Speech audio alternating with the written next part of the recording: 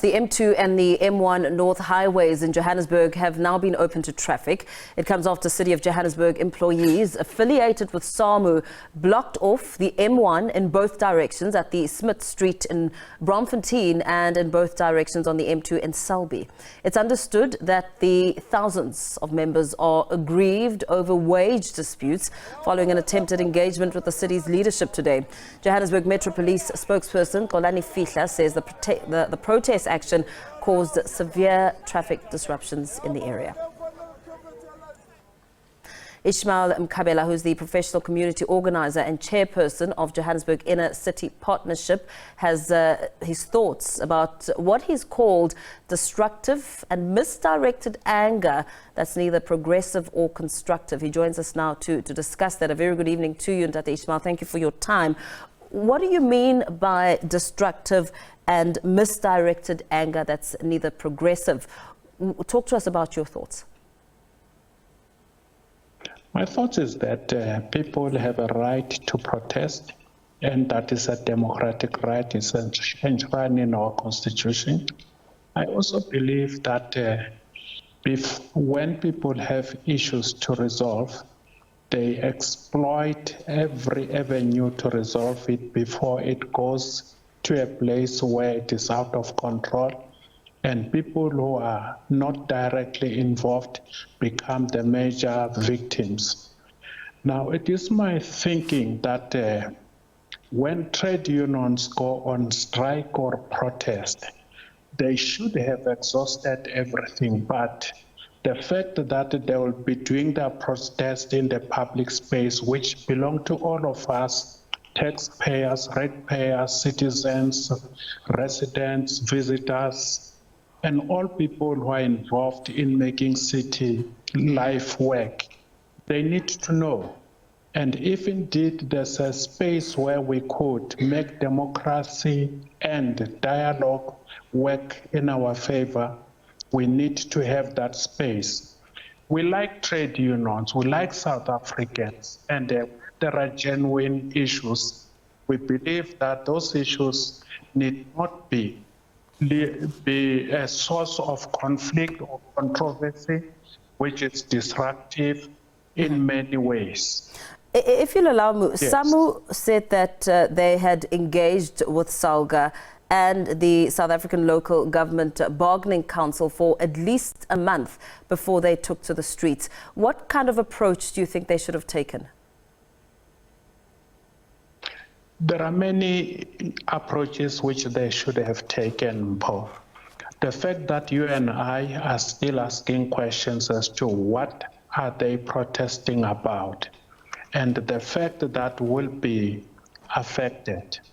If this was an act of nature, I will understand, but where people are going to take action, is it not decent and right and morally correct that those who will be directly and indirectly affected should be made to know what they have to contend with?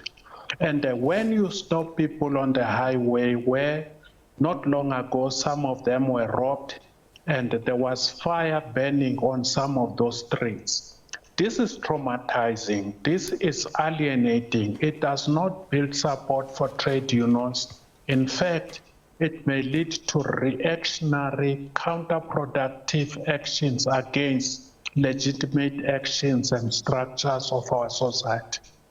We believe that we need to be taken seriously as stakeholders, as residents, as citizens. It can't be that the battle between employers and workers should impact negatively on us. And who are the beneficiaries? People who are involved. People who are in bed together are the ones now who make us pay the price and bear the brunt of their differences or intransigence. Trade unions, employers should actually respect that all of us need safety, all of us need to be taken seriously, and all of us will support good causes, but we cannot do it if we are not informed, if there's no social awareness raised. It's not always a strike which resolves issues. There are many ways, and if we were to spend time I could outline all of them or most of them. Yeah. We saw the massive delays as the City of Johannesburg employees affiliated with SAMWU blocked off the M1 in both directions at Smith Street and on the M2 in Selby. As you speak about a different approach and their acts really having an impact on ordinary South Africans who are going about their own ways, how do you think that will come to a point where we begin to measure the impact of those massive delays which we witnessed today? It's not only delays. Public roads belong to all of us. They don't belong to unions or the employers of workers. And anyone who make parks, public roads, infrastructure not work for all of us is certainly depriving us of our right, which are legitimate, which are enshrined by law. Now, we believe that they had us as a bargaining chip. Why are we treated as objects when all what is impacting on us had real people? It delays children from schools, it delays the sick. It could actually lead to dire consequences for us. Why should people not weigh the pros and cons of their actions? Any action does repercussions, and these are negative repercussions which we need to deal with. Let us deal with each other with mutual recognition, mutual support where it's due, and criticism must be given. Democracy is not just for us to wait like lambs when people trample upon us with dirty boots because they claim they have rights which are superior to all of us. We need trade unions, we need political parties, we need city councils which function, but all of them must preserve the rights of everybody, lest all what we are doing is futile and it needs no one to support it. Despite the closure, does it matter that members were not violent and what happened is that police officers had to divert the traffic? Is that something to think of as something to perhaps look beyond what we saw happening on the streets today? Well, I would say that violence is not only bloodshed.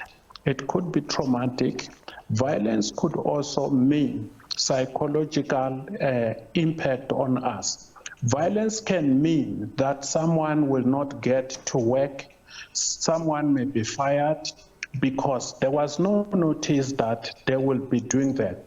The police should not have allowed that the roads be stopped. The fact that we have institutions which are hollow, which are helpless, when those who break the law can act with impunity. What protest action can be taken without the government, without the municipality granting terms and conditions upon which it will be carried out?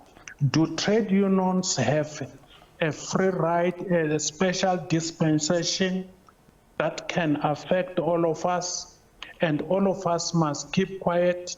We have built trade unions, we have union organizers, but we were doing that, some of us, during apartheid, where there was no rights and there was no law which favored the trade unions. Mm-hmm. And it is surprising that those who should talk are quiet, those who should give guidance are also mum and doing nothing about it. Democracy is something which needs all of us to take responsibility. It can't work when others are undermining it and they have all reasons not to care, simply because they're either fighting for a pot of soup. When all of us may lose jobs, we may lose life, we might be caught in those traffic jams. Yeah. Let us really weigh the pros and cons of our actions. That's what I'm pleading for. Okay, thank you so much for sharing that perspective with us. Ishmael Mkhabela, who is the professional community organizer and chairperson of the Johannesburg Inner City Partnership, sharing his thoughts about what he's called destructive and misdirected anger that was neither progressive or constructive as we witnessed those massive delays as the City of Johannesburg employees affiliated with SAMWU blocked off the M1 in both directions at Smith Street on the M2 in SABC.